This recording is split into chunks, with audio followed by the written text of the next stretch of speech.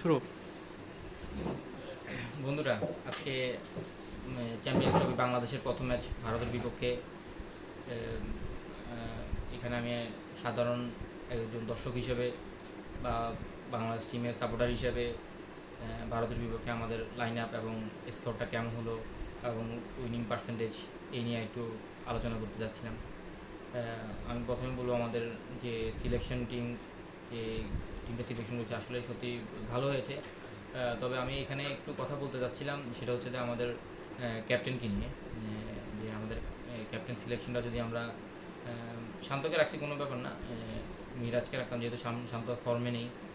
মিরাজকে যদি আমরা ক্যাপ্টেন সিটটা দিতাম, যদি শান্ত প্রথম ম্যাচটা খেলানোর পরে যদি কোনো সে তার পারফরমেন্স করতে না পারে, তখন আমরা সেটা তার পরিবর্তে একজনকে আমরা দলে ইনক্লুড করতে পারতাম, যেটা আমাদের জন্য আরও শক্তিশালী হতো দলটা।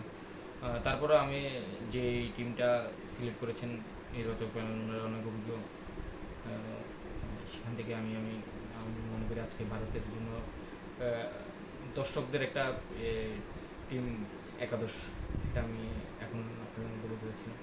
এক নম্বরে রাখবো আমাদের নতুন, আসলে যে দুজন প্লেয়ারকে আমি বেশি না বললেই নয়, সেটা হচ্ছে তামিম এবং তহিদুল্লাহ। এই দুজন আসলে আমাদের ভবিষ্যৎ প্রজন্মের, মানে ভবিষ্যতের জন্য দুইটা আসলে ভালো একটা প্লেয়ার হবে। আমি তামিমকে এখানে এক নম্বরে রাখছি। 2 নম্বরে রাখছি আজকের ম্যাচের জন্য সৌম্য সরকারকে। 3 নম্বরে যেহেতু ক্যাপ্টেন আমাদের শান্ত, তাহলে আমরা 3 নম্বরে শান্তকে রাখছি। 4 নম্বরে রাখছি আমি মিরাজকে আসলে এতদিন আমরা নিচে খেলিয়েছি, যেহেতু মিরাজ এখন অসাধারণ ফর্মে আছে, মিরাজকে 4 নম্বরে রাখছি। মুশফিক মাহমুদুল্লাহ পরের স্পটগুলোতে 5-6 আমি মুশফিক মাহমুদুল্লাহ রাখছি। ওদেরকে আসলে এখানে স্কোয়াড থেকে একাদশ থেকে বাদ দেওয়ার কোনো সুযোগ নেই।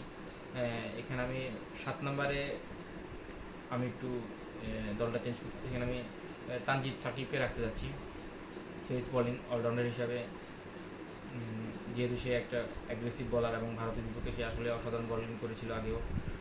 এখানে আমি 7 নম্বরে তানজিদ সাকিবকে রাখছি। 8 নম্বরে রাখছি আমি রিশাদকে, যে সে আমাদের যে স্কোয়াড মেইন স্পিন লিডটা করবে রিশাদ হোসেন। 9 নম্বরে রাখছি আমি আজকে তাসকিনকে। 10 নম্বরে মুস্তাফিজ। 11 নম্বরে নাহিদ রানাকে। এখানে আমি নাহিদ রানাকে রাখার আরেকটা কারণ আছে, যে আমরা এশিয়ার যে টিমগুলো আছে, বাংলাদেশ, ভারত, পাকিস্তান, আফগানিস্তান, শ্রীলঙ্কা, এদের জন্য আসলে বাউন্সি পেস বলাররা আসলে খেলাটা অনেক কষ্টকর। সেই জন্য আমি আসলে নাহিদ রানাকে ভারতের সাথে অন্তপক্ষে এই আজকের একাদশে দেখতে চাচ্ছি। এই হিসেবে দেখা যাচ্ছে যে আমাদের 4জন পেসার সাকিব, তাসকিন, মুস্তাফিজ, নাহিদ রানা এবং 2জন স্পিন অলরাউন্ডার আছে, মেহেদি মিরাজ এবং রিশাদ হোসেন। তাছাড়াও আরও 2জন ভালো পার্ট টাইম বলার হিসেবে আমরা সৌম্য সরকার আর মাহমুদুল্লাহ রিয়াদকে 2-1 ওভার বোলিং করাতে পারবো এই স্কোয়াডটা থেকে।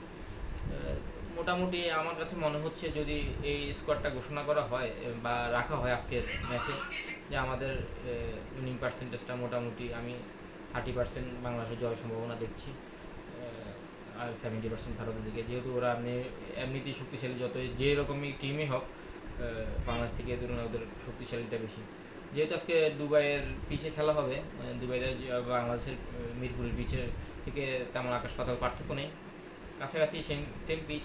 তারপরে একটু ব্যাটিং সহায়ক হবে মিরপুরের পিচ থেকে, সেই তুলনায় আজকের আমার মনে হয় বাংলাদেশ দলকে আমি শুভকামনা জানিয়ে আজকে আমার এটা শেষ করতে চাচ্ছি। সবাই ভালো থাকবেন, বাংলাদেশ টিমের জন্য শুভকামনা রইল। সবাই বেশি বেশি করে দোয়া করবেন।